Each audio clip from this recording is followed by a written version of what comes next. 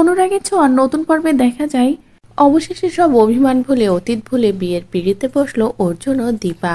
একদিকে দীপা বলেছিল সে অর্জুনকে বিয়ে করবে না, কিন্তু পরক্ষণে অর্জুন বলে যে সে দীপার সাথে থাকার জন্য দরকার পড়লে ওই গ্রামেই সেটেল হবে, দীপার সাথেই থাকবে, দীপাকে ছেড়ে কোথাও যাবে না। কারণ দীপাকে ছাড়া অর্জুনের জীবনটা যে জীবনই নয়, অর্জুন যে শেষ হয়ে যাবে। যে কথা শুনে দীপা আর না করতে পারে না, আর তার মধ্যেই চলে আসে লাবণ্য, প্রবীর, এমনকি খোকা জেঠু। সকলে এসে দীপাকে বোঝায়। প্রবীর তো বলেই যে তুই সত্যি করে বল, অর্জুন কি তোর মনে একটুও ভালোবাসা জাগাতে পারিনি? তখন দীপা বলে হ্যাঁ পেরেছে। যে কথা শুনেই সকলে তোড়জোড় করে আবারও বিয়ের আয়োজন শুরু করে দেয়। কিন্তু দীপা বলেছিল নিজের টাকায় নিজেই বিয়ে করবে, আর টাকাটা পাওয়ার পরেও হঠাৎ করে এমন একটা পরিস্থিতির শিকার হয় যে টাকাটা অন্য সবাইকে দিয়ে দেয়। তারপরে দীপা অর্জুনকে বলে আমাকে কিছুদিন সময় দাও না। তখন অর্জুনও বলে বেশ। এরপরেই 6 মাস পার হয়ে যায় দীপার বিয়ের টাকাগুলো জোগাড় করতে। তারপরে ধুমধাম করে বিয়ের আয়োজন শুরু হয়। অবশেষে চলে আসে সেই দিনটা, যে দিনটা এক হবে দীপা আর অর্জুন।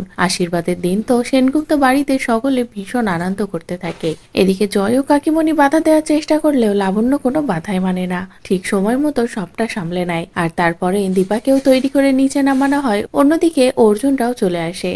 এদিকে সোনা রূপা তো দুজনে ভীষণ খুশি হয়ে যায় যে অর্জুন ড্যাডি আর তাদের মা অবশেষে এক হতে চলেছে, তাদের আশীর্বাদ হতে চলেছে, এরপরে বিয়ে, সবকিছু খুব সুন্দর মতো হতে চলেছে। তো বন্ধুরা, অবশেষে তো সব বাধা পেরিয়ে দীপা ও অর্জুনের বিয়ে হচ্ছে। চলে আসলো আশীর্বাদের দিনটা। আর এই সুন্দর মুহূর্তগুলো দেখতে তোমাদের ঠিক কেমন লাগছে কমেন্ট করে জানাও। পরবর্তী আপডেট পেতে চ্যানেলটি সাবস্ক্রাইব করো।